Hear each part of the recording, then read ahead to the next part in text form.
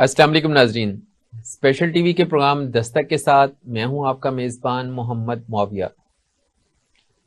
ناظرین، maintenance of public order, جسے ہم ایم پی او کے نام سے زیادہ جانتے ہیں، یہ ایم پی او کا قانون کیا ہے، اسی پر ڈسکشن کے لیے آج ہم نے اپنے اسٹوڈیو میں دعوت دی ہے طلال مشتاق ایڈوکیٹ صاحب کو، جو ہائی کورٹ میں پریکٹس کرتے ہیں۔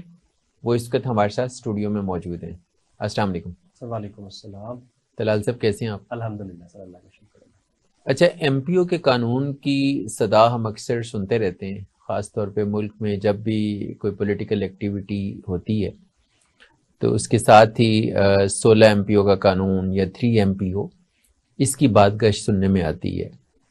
تو ہم اپنے ناظرین کی آگاہی کے لیے جاننا چاہتے ہیں کہ بیسیکلی ایم پی او کا قانون ہے کیا؟ بسم اللہ الرحمن الرحیم۔ سب سے پہلے تو آپ کا بہت شکریہ، آپ نے اپنے پروگرام میں دعوت دی۔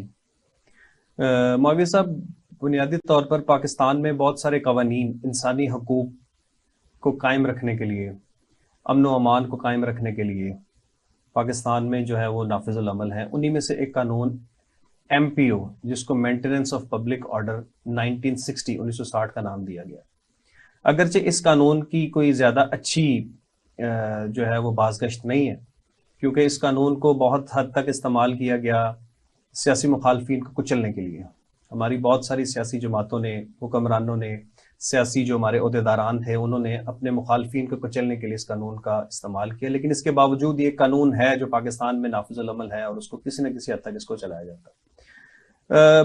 بنیادی طور پر جیسے کہ اس کے نام سے ہے مینٹیننس آف پبلک آرڈر، جو پبلک آرڈر ہے، امن و امان ہے، اس کو برقرار رکھنے کے لیے ایک قانون 1960 میں تشکیل دیا گیا۔ اب یہ باقاعدہ طور پر 1960 میں بنایا گیا، لیکن اس سے پہلے اس کی بازگشت برطانوی جو کالونیل سسٹم تھا، جب برطانوی راج پاکستان اور انڈیا اور ان برصغیر پر قابض رہے، اس وقت تک بھی یہ قانون کسی نہ کسی طرح سے ان علاقوں میں برصغیر میں نافذ العمل رہا، جس کی شکل اور تبدیل کرتے کرتے اس کو باقاعدہ پاکستانی لاء میں، پاکستانی کانسٹیٹیوشن کے تحت اس کو قانون بنا دیا گیا، اور 1960 میں as maintenance of public order بنا کے جنرل ایوب خان نے نافذ العمل قرار دے دیا۔ اب بنیادی طور پر اس قانون کا مقصد یہ تھا کہ کوئی بھی شخص جو کوئی ایسا کام کرے جو امن و امان کی خرابی کی وجہ بن سکتا ہو، جو عوام کے اندر بے چینی کا باعث بن سکتا ہو، یا نقص امن کا جس کی وجہ سے خدشہ بن سکتا ہو، یا کوئی ایسا کام جس سے عام عوام تکلیف میں مبتلا ہو، اس کو روکا جائے۔ لیکن ہمارے ہاں بدقسمتی ہماری شروع سے یہ رہی ہے کہ ہمارے ہاں قانون کو مثبت استعمال کرنے کے بجائے منفی استعمال کیا جاتا ہے۔ خاص کر ہمارا جو حکمران طبقہ جو ہے وہ اپنے جو دور حکمرانی ہے اس کو طول دینے کے لیے ان قوانین کو آڑ بنا کے ان کا استعمال کرتا ہے۔ تو اس کا بھی سب سے زیادہ استعمال جس قانون کا پاکستان میں کیا گیا وہ ایم پی او ہے، جو 1947 سے انگریزوں نے استعمال کیا پاکستان کے اس وقت تقسیم کے دوران، اور اس کے بعد سے لے کر آج تک کسی نہ کسی شکل میں استعمال ہو رہا ہے۔ اچھا، 1960 میں جب یہ قانون بنا تو ملک میں اس وقت تو مارشل لا تھا۔ جی، اسی وجہ سے اس قانون کو زیادہ اچھی نظر سے نہیں سمجھا جاتا یا کہا جاتا کہ اس قانون کو بنانے کا بنیادی مقصد ملک میں امن و امان قائم رکھنا نہیں تھا، بلکہ مخالفین کو کچلنا تھا۔ کچھ اس کے بارے میں آراء ہیں، اگرچہ قانون کا مقصد قطعی طور پر برا نہیں ہے اور نہ ہی ہوتا ہے، قانون بنانے کا مقصد قطعی طور پر برا نہیں ہوا، لیکن اس کو امپلیمنٹ کیسے کیا جاتا ہے، اس کا نفاذ کیسے کرایا جاتا ہے، یہ میٹر ہے جو سمجھنے والا ہے۔ یعنی قانون اٹ سیلف بدنیتی کی بنیاد پہ نہیں بنایا جاتا۔ بالکل، یہ قانون کے بنانے کے مقصد جو ہے وہ ایسا نہیں ہوتا، چاہے اس کے پیچھے عنصر کار فرما کوئی بھی ہو، لیکن بنیاد اس کی یہ نہیں ہوتی، لیکن اس کو مس یوز کیا جاتا ہے۔ اس قانون کو بھی پاکستان میں بہت زیادہ مس یوز کیا گیا۔ سب سے زیادہ مس یوز جو ہے وہ ملٹری ڈکٹیٹرز کے دور میں کیا گیا، اور اس کے بعد جو ہماری جمہوری دور تھا 88 سے لے کے 90s تک، جتنی بھی ہماری جمہوری حکومتیں بھی سو کالڈ آئیں، جن کو لایا گیا پھر اس کے بعد ان کو ختم کر دیا گیا، ان قوانین حکومتوں نے بھی اس قانون کو مس یوز کیا۔ پیپلز پارٹی کی حکومت تھی، وہ انہوں نے اپنے مخالفین کو کچلنے کے لیے اس قانون کا استعمال کیا۔ اگر وہ مسلم لیگ نواز شریف کی حکومت تھی، مسلم لیگ نون کی حکومت تھی، تو انہوں نے بھی اپنے مخالفین کو کچلنے کے لیے اس قانون کا استعمال کیا اور بے دریغ کیا گیا۔ ٹھیک ہے. اب اس کا مقصد یہ تھا کہ جب ایک شخص لیڈر پاپولر ہو کے سامنے آ جاتا ہے تو اس کی پاپولیرٹی کو کیسے روکا جائے. اس پاپولیرٹی کو روکنے کا ایک ہی طریقہ ہے کہ اس کو منظر عامہ سے غائب کر دیا جائے. جب ایک شخص عوام کی نظر میں رسپیکٹ آف دیٹ فیکٹ کہ وہ بندہ سچا ہے جھوٹا ہے, وہ وعدے سچے کر رہا ہے جھوٹے کر رہا ہے, لیکن جب عوام میں ایک جمہوری نظام کے تحت جب ایک شخص مشہور و مقبول ہو جاتا ہے تو اس کو روکنا ممکن نہیں رہتا.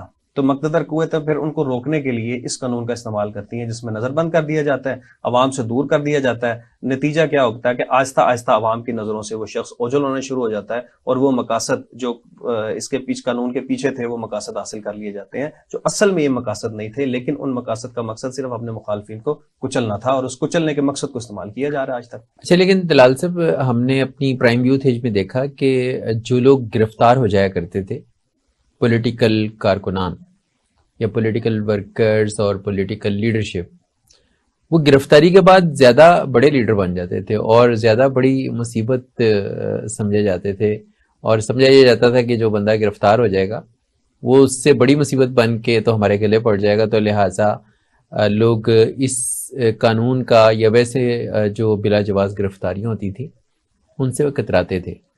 تو ابھی کیا سین ہے, آپ سمجھتے ہیں؟ اب نظام چینج ہو چکا ہے سر. میں سمجھتا ہوں کہ یہ بڑا ایک اچھا آپ نے بات کہی, بڑا اچھا سوال بھی آپ نے کیا, اور یہ بڑے عرصے تک ایک لیڈر کی پہچان سمجھی جاتی رہی کہ جو شخص جو ہے وہ جیلوں سے ہو کے آیا ہے, اس نے عوام کے لیے جیلیں کاٹی. اب یہ چیز بڑی امپورٹنٹ ہے کہ اس کو استعمال کیا جاتا ہے کہ عوام کے لیے جیلیں کاٹی. اب اس نے عوام کے لیے کاٹی, اپنے لیے کاٹی, اور سب کے سامنے ہے. اب اس چیز کو ہم ڈسکس یہاں پہ نہیں کرتے, لیکن جب ایک شخص جیلیں کاٹ کے آتا ہے تو اس کو ایک جو معاشرے کے اندر ایک اس کو ویو دیا جاتا ہے, ایک اس کو پہچان دی جاتی ہے, وہی ہے کہ اس نے عوام کی خاطر جیلیں کاٹی, اس نے عوام کو مستقبل بہتر دینے کی خاطر جو ہے وہ جو حکمران ہے ان سے ٹکر لی اور جیلیں کاٹی, اور اس کے نظریہ سے اس چیز سے یہ لیڈر جو ہے وہ مشہور ہو کے باہر آتے رہے. اب یہاں پہ اس قانون کا جو امپلیمنٹیشن ہے وہ بڑی اہم ہے.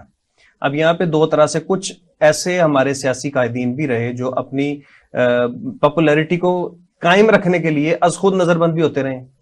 بعض دفعہ جو ایگزسٹنگ گورنمنٹ تھی اس کے ساتھ مل کے خود بھی نظر بندی کے احکامات جاری کرائے گئے اور خود اریسٹ میں چلے گئے کہ چل باہر نکلیں گے اس کے بعد لیڈر بنیں گے. لیکن بعد کے اندر جو سوشل میڈیا ہمارا آزاد ہوا, میڈیا جو ہے بہت زیادہ اویئرنیس لوگوں کے اندر آئی, تو لوگوں کو اس چیز کا جو ہے وہ احساس ہو گیا کہ محض گرفتاری کا مقصد ہے, لیڈر بننا نہیں ہے. لیڈر وہی لیڈر ہوتا ہے جس کے پاس قدرتی صلاحیتیں بھی موجود ہوں.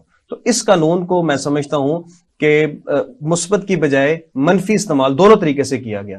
جبر سے روکنے کے لیے بھی, اگر کوئی لیڈر آتا ہے اس کو گرفتار کر کے اس کو اندر پھینک دیں, اس کو تکلیفیں دی جائیں, اذیتیں دی جائیں, الٹیمیٹلی وہ اس قانون کے تحت مجبور ہو کر اپنی جو پوزیشن ہے اس سے وہ پیچھے ہٹ جائے. یا اگر اس کو مشہور کرانا ہے تو اس کو لیڈر بنایا جانا ہے تو پھر اس کو بھی دوستی کے تحت بھی ہزارے دوستی جو ہے وہ ہزارہ دوستی جو ہے اس کو گرفتار کرا لیا جائے اور اس کے بعد لوگوں کی نظروں میں لیڈر بنا کر باہر لے آیا جائے. لیکن اب میرا خیال ہے کہ اب سسٹم جو ہے وہ اس طریقہ کار کا متقاضی نہیں رہا, کیونکہ اب معاملات بہت تبدیل ہو چکے ہیں. اب افراد جو ہیں وہ محض جیل کے اندر جانا نہیں بلکہ شخص کی یا لیڈر کی جو ہے وہ ذاتی استعداد کو بھی دیکھتے ہیں, اس کے بعد فیصلہ کرتے ہیں کہ ہم نے اس کو سپورٹ کرنے کے نہیں.